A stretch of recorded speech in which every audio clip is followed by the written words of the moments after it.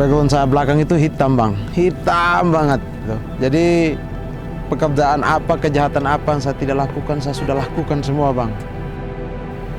Tapi ketika saya menemukan Indonesia Juara, saya itu ada dua pilihan.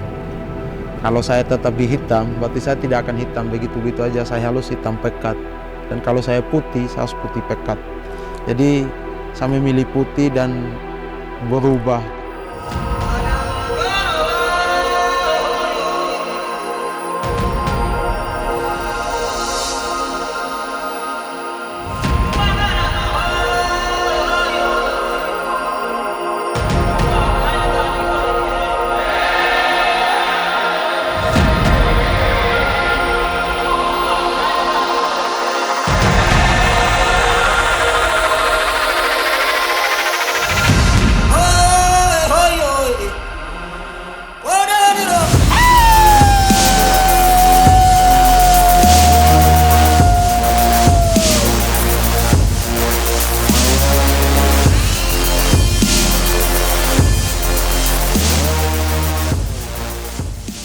Perkenalkan, nama saya Afrianto Didahau, tapi lebih dikenal dengan Adi R. Faisal Mahdiansyah. Nama saya Samuel Daramagu, biasa dipanggil ADM. Saya lahir di Pulau Sumba, yaitu di Kabupaten Sumba Timur. Saya asal dari Kodi, Sumba Barat Daya. Saya lahir di Waikabubak, tepatnya di Kabupaten Sumba Barat, Pulau Sumba, Nusa Tenggara Timur. Sebelum 2017 itu aktivitas sehari-hari saya itu sebagai driver antara kabupaten. Penghasilannya seminggu cuma 600 itu. Kalau ada yang butuh jasa kami ya dipakai, kalau tidak, tidak. Saya aktivitasnya sehari-hari mancing. Sini ada teman-teman saya, ada yang mancing, ada yang ke sungai, pergi mandi, pergi mandiin kerbau, pergi mandiin kuda di sungai. Saya belajar di Lembaga Pendidikan Islam. Kemudian saya mengajar, dan saya juga mengajar di SD. Hampir pengalaman saya mengajar itu hampir 10 tahun.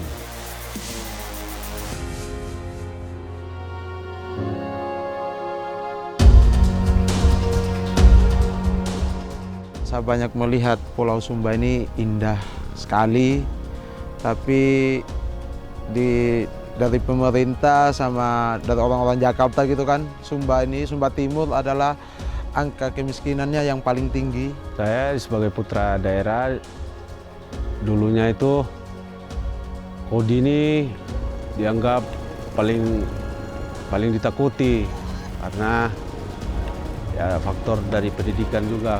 Kebanyakannya di sini anak-anaknya nggak sekolah, begitu besar tidak mengerti. Kalau mau menunggu dari pemerintah atau segi pendidikan, saya kan tidak mendukung, dan tidak ada asosiasi pariwisata atau sekolah pariwisata yang gampang kita sekolah. Itu kan di Sumba itu belum ada bang. Jadi saya itu begitu ketemu sama Indonesia Juara, saya diterbangin ke Labuan Bajo.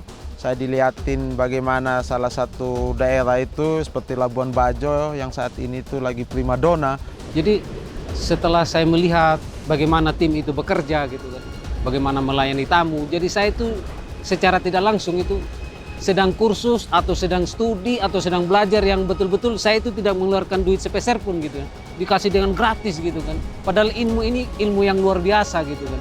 Dan tidak semua orang itu bisa dan mampu menggali ilmu ini. Waktu saya lihat kamera itu apa, ada tuh yang terbang, saya juga namanya nggak tahu, cuma disebut drone gitu kan. Jadi saya tuh bagaikan botol aqua atau gelas aqua yang terbuang di jalan. Saya diambil, saya dipilih, aqua yang kosong itu saya diisi air, ya air itu ibarat ilmu yang diisikan di otak saya yang beku, otak saya dicairkan oleh Indonesia Juara, oleh Bang Faisal. Jadi saya dididik harus berjuang. Kapan lagi kalau bukan kita sendiri yang berjuang? Nah, kalau kita tidak berjuang, kita mau menunggu sampai kapan? Jadi saya itu bercerita ke dia, Bang Adi, kok bisa ya orang yang baru pertama kali bertemu dengan kita gitu. Begitu kita pulang dikasihkan drone, apa ndak takut rugi dia itu? Kalau kita tipu-tipu sedikit kan bisa gitu kan. Si Bang Ade jawab gini, Bang, ya sebenarnya sih begitu sih, tapi sayang Bang. Gitu. Orang percaya cuma satu kali saja, dia bilang begitu. Saya berpikir iya juga ya. Ya oke lah. Terus si Bang Ade bilang, Bang, pokoknya setelah kita sampai di Sumba nanti jangan menyia-nyiakan kesempatan gitu. Kita berjuang. Oke, dia bilang, "Au!" dia bilang gitu. Jadi dari situ saya mengerti, saya kembali ke daerah saya harus berjuang. Dan saya berjanji sama diri saya sendiri, sama Indonesia Juara, saya akan berjuang sampai maut itu memisahkan diri saya dengan pariwisata. Begitu saya dapat pelatihan di Indonesia Juara, saya senang sekali membuat dokumentasi, foto, drone. Makanya saya ingin tamu-tamu yang ke Sumba itu mendapat hasil kamera, hasil drone dari saya itu yang bagus-bagus. Sekarang bagi saya itu kamera itu adalah senjata. Gitu. Kenapa saya bilang senjata? Ketika saya memotret gitu ya, dan saya mengabadikan momen atau alam begitu, dengan kamera itu secara tidak langsung itu saya mengabarkan kepada dunia gitu, memberitahu kepada dunia ada loh alam yang seindah ini. Gitu. Kalau dulu sih senjata saya seperti biasa, ya ada parang di sini kan, namanya orang Sumba itu ada parang. Orang Sumba bilang itu katopo, kalau Sumba Barat itu katopo gitu. Ya walaupun saya tidak namanya ada di Sumba itu masih sampai sekarang ya tetap juga sih, tapi untuk sekarang itu senjata saya itu adalah kamera, karena kamera inilah yang akan menarik para wisatawan orang-orang yang ada di luar pulau itu. Dan kalau sudah habis dokumentasi foto-foto itu kadang pas acara bebas, yaitu seperti di bukit-bukit ya, kita harus melihat tamu tuh arahnya kemana. Ketika tempatnya itu tempat berdirinya berbahaya, kita tuh selalu siap menolong dan memberitahu. Itu Kak, kalau bisa Bang, kita geser ke situ karena di situ sangat berbahaya. Nah, kalau di air terjun, kadang-kadang kan ada tamu tidak bisa berenang, tapi mau basah-basah gitu kan. Nah, kita tuh harus bisa lepas baju, tinggal pakai pakaian pendek, masuk temani tamu tuh berenang. Kadang ajarin tamu berenang, kadang ada tamu mau lompat, tapi takut lompat. Ya mau tidak mau kita harus mau untuk temani tamu tuh, ajarin dia lompat, kita harus support dia, mentalnya dia, kita harus ajar sama yakinin dia bahwa di situ aman. Dan juga sebelum kita yakinin dia di situ harus lompat, kita udah tahu kedalamannya berapa, di dasarnya itu udah aman, tidak ada batu, tidak ada kayu, dan untuk lompatnya itu harus aman di dalam. Jadi kita berani untuk rekomend dia harus lompat gitu. Kalau tidak, kalau di situnya tempatnya tidak ada pernah yang lompat dan kami belum tahu di dalamnya, ketika tamu itu minta, Bang kita melompat sini, ya kita ngomongnya baik-baik sama tamu. Di sini tidak aman, nah yang aman ada di sini gitu. Punya prinsip perusahaan gitu. Dimanapun kaki tamu itu menginjak di Sumba, kami selalu ada. Jadi dan keselamatan tamu itu adalah tanggung jawab kami sebagai guide. Ada tamu yang berkesan dulu. Terus waktu itu kita sunsetnya di Walakiri. Sampai di Walakiri, airnya pasang. Tapi karena saya ingin sekali bahagia di Sumba, saya sampai download aplikasi pasang surut air laut. Makanya begitu lihat pasang surutnya, saya lihat jam 5 subuh itu baru airnya surut. Makanya saya tukar. Sunsetnya saya ambil di Bukit Persaudaraan, saya sunrise-nya di Walakiri. Makanya saya dapat hasil yang bagus. Dan yang momen paling sering saya juga sendiri nangis ketika tuh mau masuk bandara. Nah, ketika habis briefing itu yaitu perpisahan terakhir, itu banyak yang 4 hari itu terasa 4 tahun, 40 tahun. Jadi cuma 4 hari 3 malam sebenarnya dia liburan ke Sumba kan. Tapi tidak tahu kenapa dia bisa nyaman, ya karena kita sebagai tour leader, sebagai guide, dan kalau dalam rombongannya banyak, kita di situ sebagai bapak. Nah, bagaimana kita menjadi bapak yang baik supaya anak-anak kita bisa rukun? Ya kita harus berjuang dan menunjukkan bahwa kita tuh memang seadil-adil mungkinnya gitu. Yang selalu ada di dalam pikiran kami adalah ketika Bang Agung itu berbicara dengan hati. Bang, pembicaraan kalian dengan tamu itu suatu saat akan hilang. Mereka akan lupa gitu. Tapi ada satu hal yang tidak akan terlupakan, bahkan sampai terbawa mati. Apa itu Bang? Yaitu ketika kita melayani mereka dengan sepenuh hati gitu. Pagi yang perlu. Sejak mengenal Indonesia Juara, dia banyak merubah kami dari karakter, ekonomi, dan kami itu banyak belajar dari Indonesia Juara tentang memperdayakan manusia. Dan di situ kedepannya saya juga punya cita-cita bagaimana saya bisa memperdayakan teman-teman saya yang memang masih jauh terpuruk di belakang saya.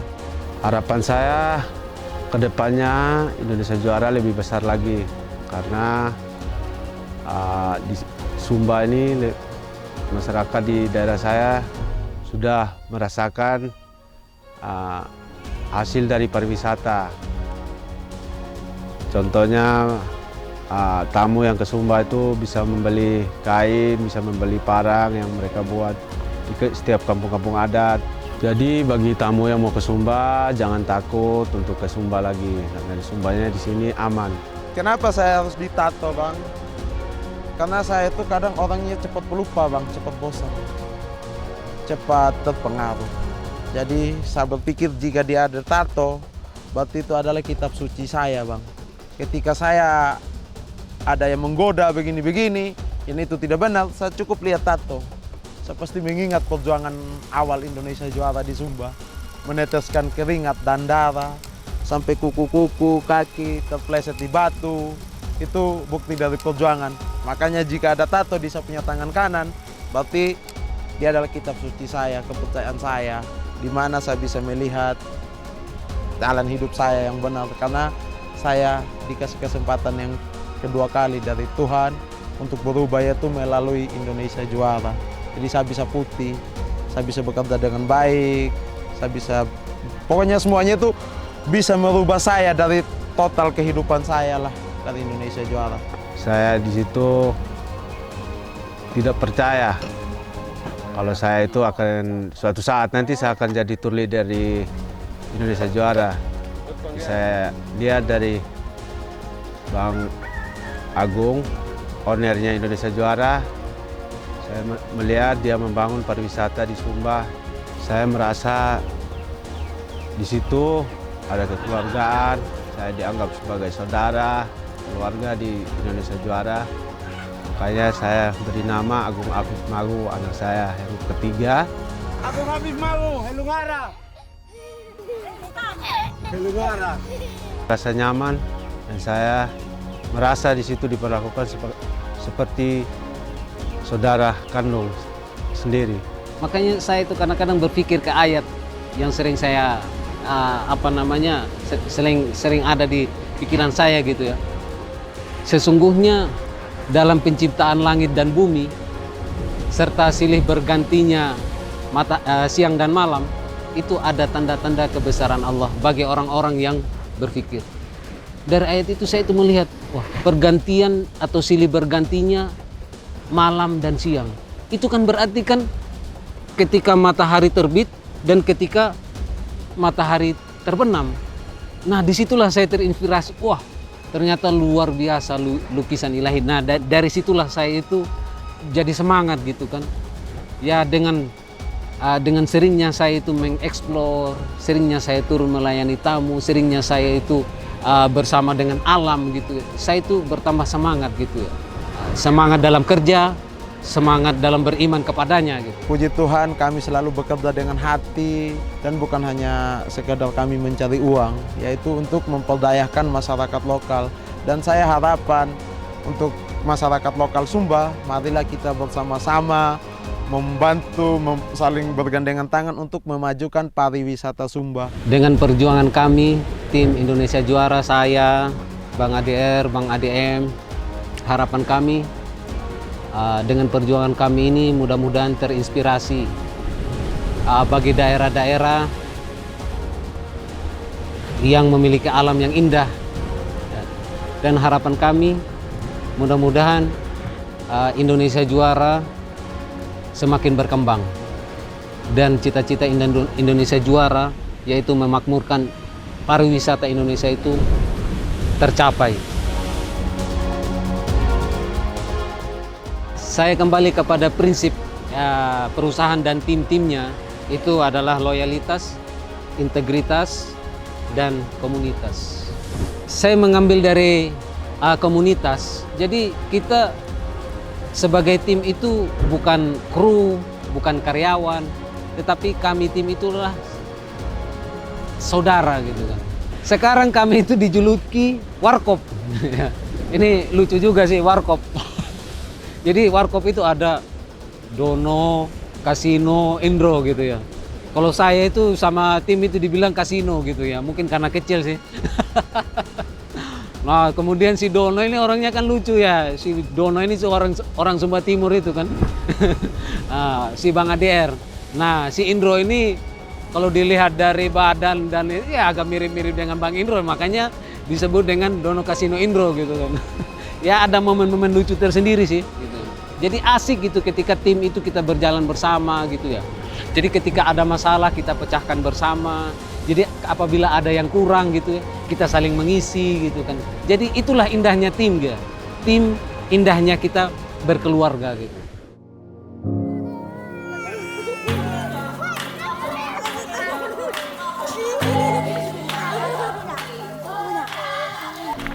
Kayaknya ada yang belum mandi nih, Bro. Itu Bang ADR itu yang bau busuk. Tidak lama lagi Mam Eben pindah Cimam Sa. Kok ganteng begini nah.